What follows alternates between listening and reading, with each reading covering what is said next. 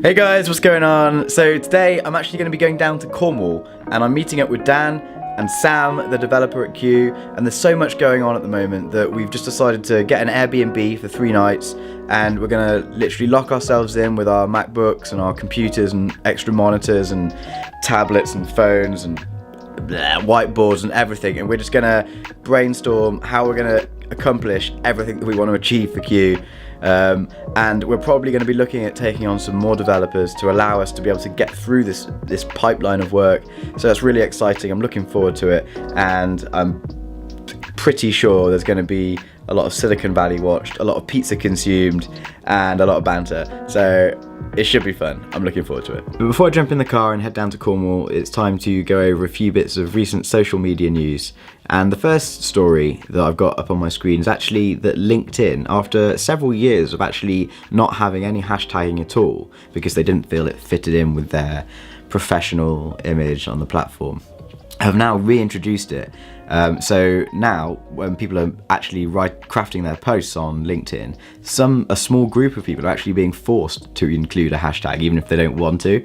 So this is clearly something that LinkedIn feels strongly is going to improve engagement on the platform, and they have admitted that they are forcing a small sample of the users to actually add a hashtag, and they'll be monitoring those results, and then I guess if they've proven successful it will be something that everyone has to do, or maybe they're just doing this as an experiment so that at the end of it all they can release a press release saying we trialed compulsory hashtags and this yielded X results.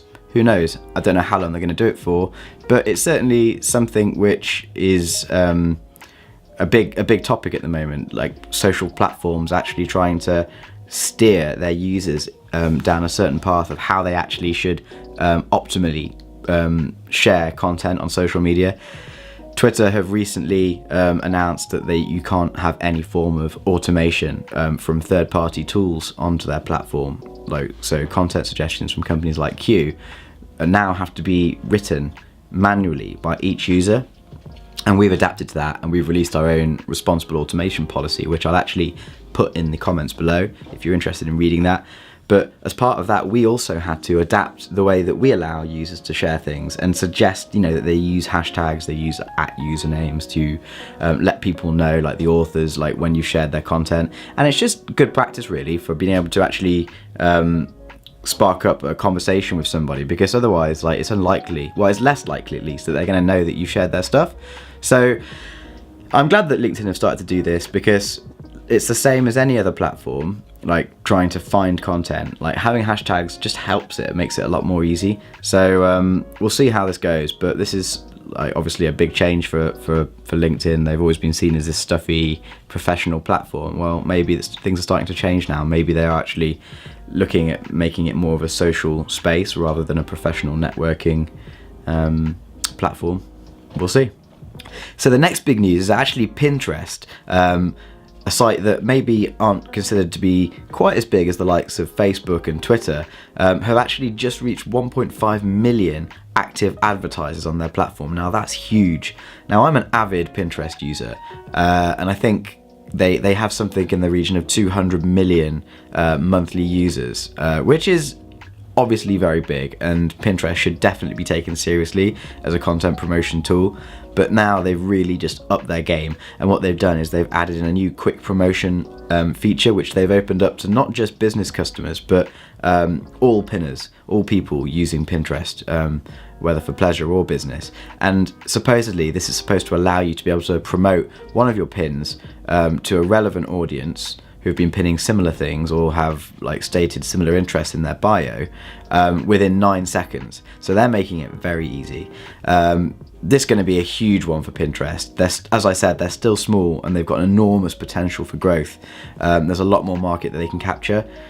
And I've definitely started to notice a trend in the last, especially the last year, where I'm actually using Pinterest now to discover content, especially for things like tips. So we've just bought a new house, and I will be searching for things to do with a living room or new kitchen or whatever it may be, and I keep coming across these articles that are saying 5 ways to install a washing machine, or check out these 10 ways to mount your TV on your wall seamlessly or something like that.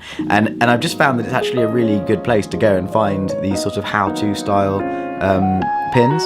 So interesting turn, but a platform that used to be more visual based, a lot like Instagram, but for creating sort of sectioned mood boards, is now becoming a bit of a content promotion behemoth. So one to watch for sure. I'm excited though. Pinterest are cool. I would love to add Pinterest to Quuu. That's definitely something we'll be looking at in the coming years. So yeah, keep an eye on that as well.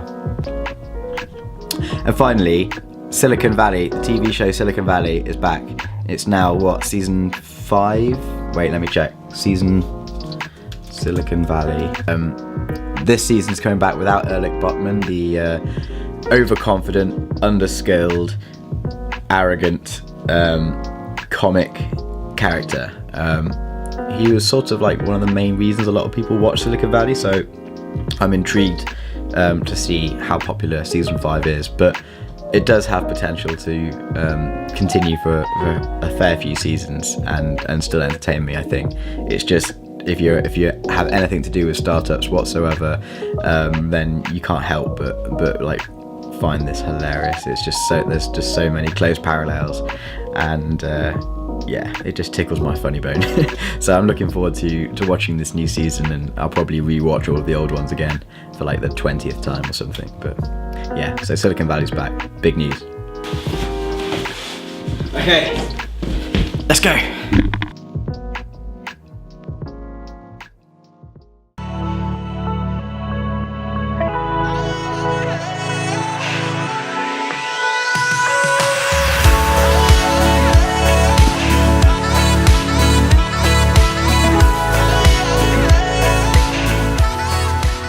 How's it going, man? Wow, this is like super meta vlogging. Just arrived at Dan's house. This is Pepsi, Dan's cat. She's awesome. Oh, let's show you Dan's office. Here's where the magic happens. It's where all the ideas are born.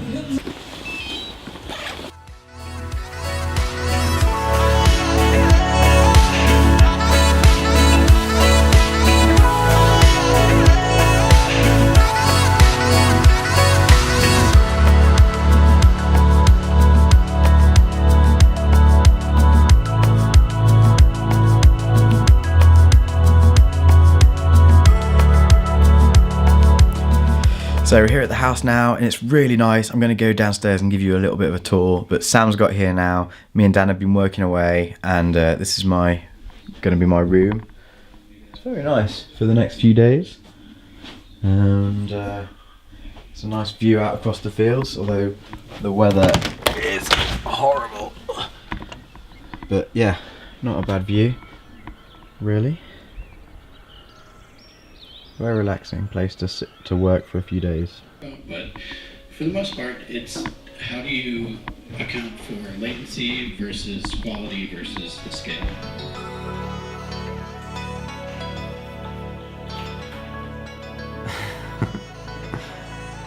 It's goodbye from them. Goodbye. Hi. It's goodbye for me. No.